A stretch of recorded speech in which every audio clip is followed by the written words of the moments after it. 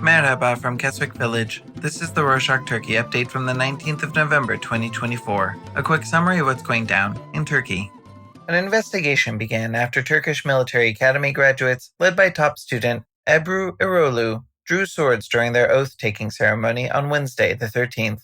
Known as a sword-girding ceremony, it symbolizes a pledge to defend Turkey's unity. However, the graduates added a chant, calling themselves Soldiers of Ataturk, in homage to the country's founder, accompanied by drawing their swords to the sky.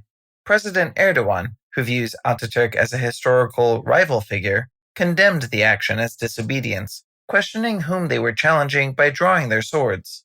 His reaction sparked a witch hunt within the academy, with the High Disciplinary Board reviewing recommendations to expel 5 officers, including Erolu.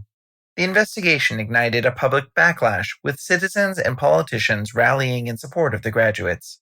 The hashtag #Don'tTouchOurLieutenants trended on social media, as the investigation could have been an excessive move. The Ministry of Defense said that the issue was an unsanctioned sword drawing, not the oath itself. Next up, tragedy struck this week as 5 siblings died in a house fire. Their single mother, whose husband is in jail, had locked the door from the outside to keep them safe while she went out to collect scrap for income. The electric heater caught on fire and the children are trapped in the house. This heartbreaking event highlighted a broader issue. According to the Economic Policy Research Foundation of Turkey, nearly 4 in 10 children in Turkey live in poverty, far above the European average. In the wake of the tragedy, similar stories have surfaced, bringing much-needed attention to the plight of vulnerable children in the country.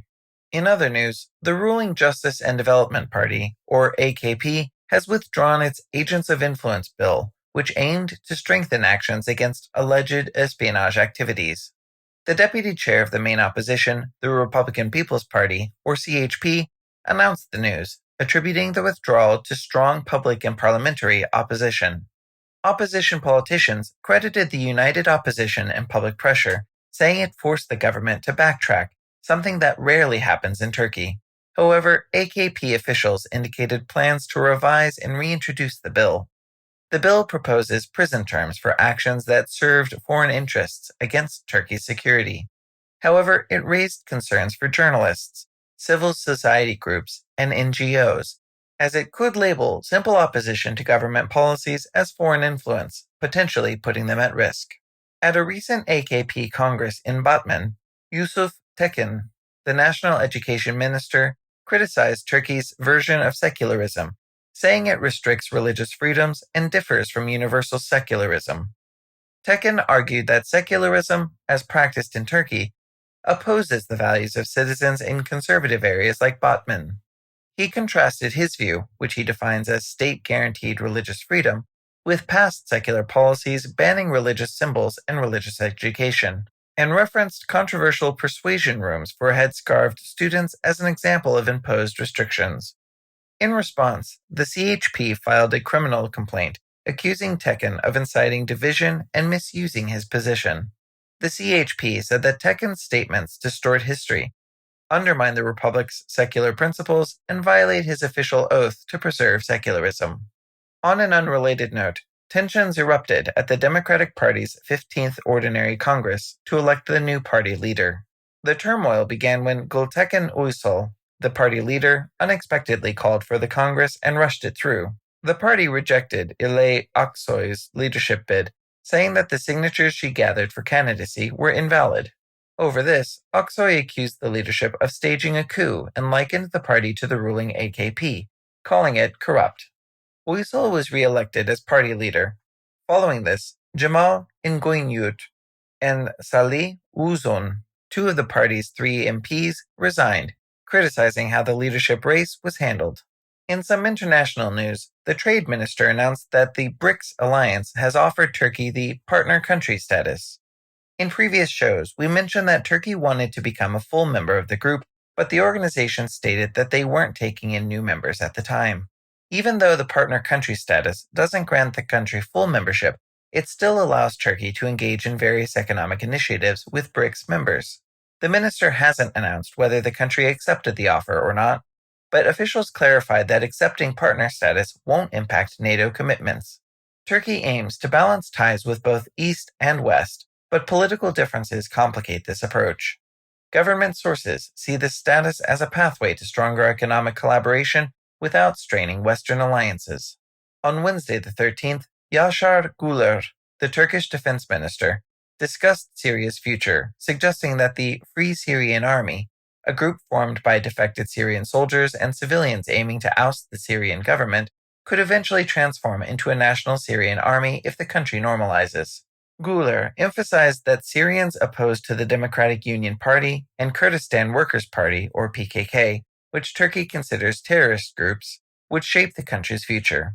Güler acknowledged that while these groups wouldn't willingly disarm, they can be pressured, emphasizing that no peace deal exists with the PKK. Güler also commented on peace and stability in the region, referencing President Erdogan's recent invitation for the Syrian president to engage in dialogue, which he called a potential step toward peace. However, he stressed that Turkey wouldn't withdraw its forces from Syria unless conditions were stable. He also mentioned that the U.S. may pull troops under the Trump administration. Speaking of the PKK, on Tuesday the 12th, Devlet Bahçeli, the leader of the government-aligned Nationalist Movement Party, rebuked Hilal Koylu, a journalist, for questioning whether he and President Erdogan might differ on peace process plans with the PKK. In response, Bahçeli accused the press of provoking division, spreading falsehoods, and telling reporters to quit if they couldn't avoid stirring conflict.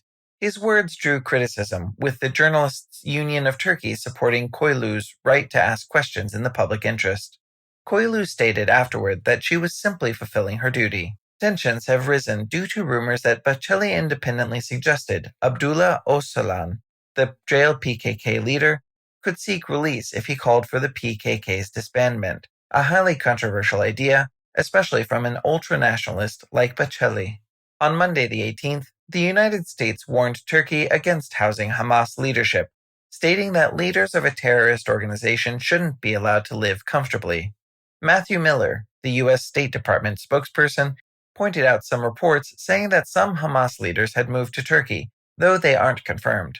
He stressed that Washington would push Turkey to reconsider its relations with Hamas, noting some Hamas leaders are under U.S. indictment. In response, a Turkish diplomat denied the reports, saying Hamas members only visited occasionally. Hamas dismissed the statements as rumors spread by Israel. The Constitutional Court ruled in favor of former inmate Hakan Buzhaneh, awarding him 100,000 liras, which is around $3,000, for moral damages due to inhumane conditions at Istanbul's Silivri prison. This landmark decision followed Buzhaneh's account of severe overcrowding from 2015 to 2019, where he shared a cell built for 21 with 47 others, leading to poor hygiene, long waits for bathroom access, limited hot water, and restricted health care. Even though a lower court dismissed his complaint for lack of jurisdiction, the Constitutional Court found that these conditions violated his rights to an effective remedy and protection from ill treatment, setting a precedent for prisoner rights in Turkey. And to close this edition, Turkey may unify its fiber optic network to improve internet access and speed by creating a dedicated body to manage infrastructure investments. Still in early discussions, this plan could boost smaller providers while challenging Turk Telecom, which controls 78% of the country's fiber network. Turk Telecom's concession expires in 2026, raising questions about the future management. Some providers suggest separating network infrastructure from telecom services. With Turkey's broadband usage below the Organization for Economic Cooperation and Development average, a unified network could help bridge the gap and drive faster digital growth. And that's it for this week. Thank you for joining us. Before we leave, did you know that if you are listening to us on Spotify, you can leave comments and questions on the episode? There's a comment box right there. The comments are private by default, and we won't publish them. If you want us to get back to you, share your email so we can contact you back. We'd love to hear from you. Put something in there. Go crazy. Hoşça kalın.